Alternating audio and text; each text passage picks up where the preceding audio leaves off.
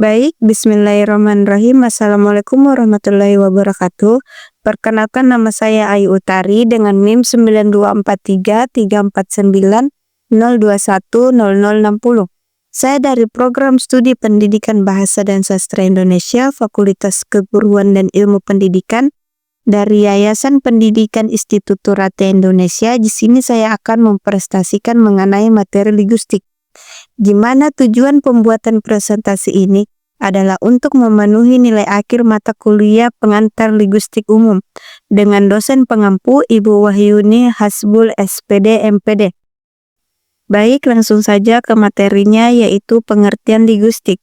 Apa itu linguistik? Linguistik adalah ilmu yang mempelajari bahasa secara ilmiah, mencakup struktur fungsi dan penggunaan bahasa dalam berbagai aspek kehidupan. Linguistik tidak hanya terbatas pada satu bahasa tertentu, tetapi meliputi bahasa yang ada di dunia. Secara garis besar, linguistik berfokus pada analisis terhadap bahasa, mulai dari fonem, bunyi terkecil, hingga wancana tata susun teks yang lebih besar. Linguistik berupaya memahami berbagai bahasa kerja, bagaimana bahasa dipelajari, dan bagaimana bahasa digunakan dalam komunikasi. Berikut adalah cangkupan umum linguistik. 1. Fonologi. Fonologi adalah studi tentang bunyi bahasa, termaksud bagaimana bunyi-bunyi tersebut dihasilkan, dikelompokkan, dan digunakan dalam suatu bahasa.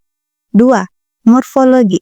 Morfologi adalah studi tentang struktur kata, termaksud proses pembentukan kata dari morfomen, unit kecil yang memiliki makna. 3. Sintaksis. Sintaksis adalah studi tentang tata bahasa dan bagaimana kata-kata disusun menjadi kalimat yang bermakna. 4. Sematik.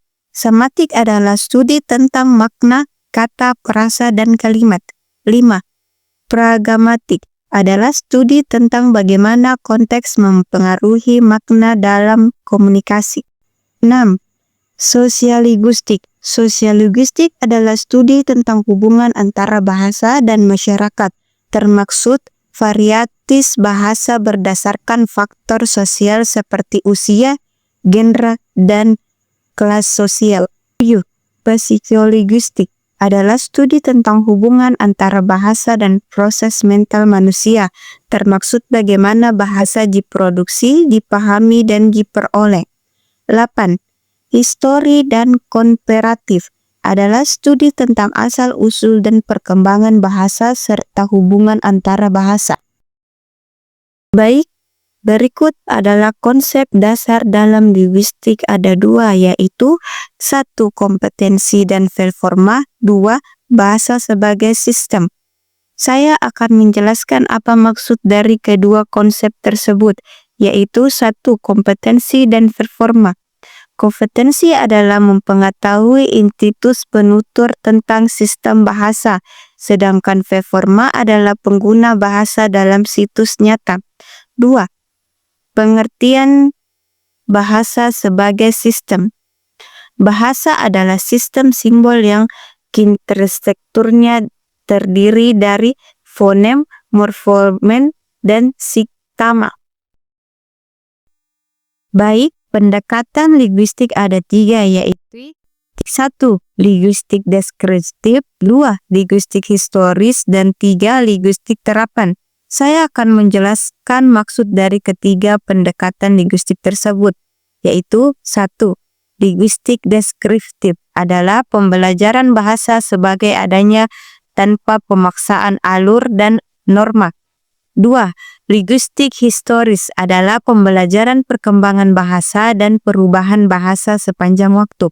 3. Linguistik terapan adalah penerapan prinsip linguistik untuk menyelesaikan masalah seperti dalam pendidikan, penerjemahan, atau teknologi bahasa.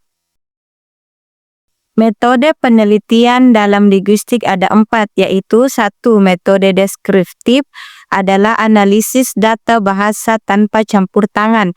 2. Metode komparatif adalah membandingkan bahasa untuk menemukan hubungan genatif atau kesamaan. 3. Metode eksperimen adalah melibatkan uji coba atau eksperimen seperti dalam fonetik akutif. 4. Metode Conspus adalah menganalisis data bahasa yang dikumpulkan dalam bentuk teks atau rekaman. Berikut adalah tujuan linguistik, yaitu menganalisis sistem dan struktur bahasa, memahami fungsi dan penggunaan bahasa dalam kehidupan manusia, mempelajari variasi dan perubahan bahasa seiring waktu, meningkatkan kesadaran terhadap keragaman bahasa dan budaya.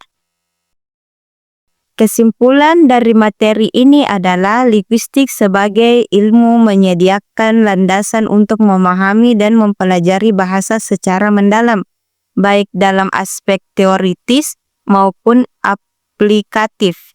Ini menjadikan relevan dalam berbagai bidang seperti pendidikan, teknologi, dan sosial budaya.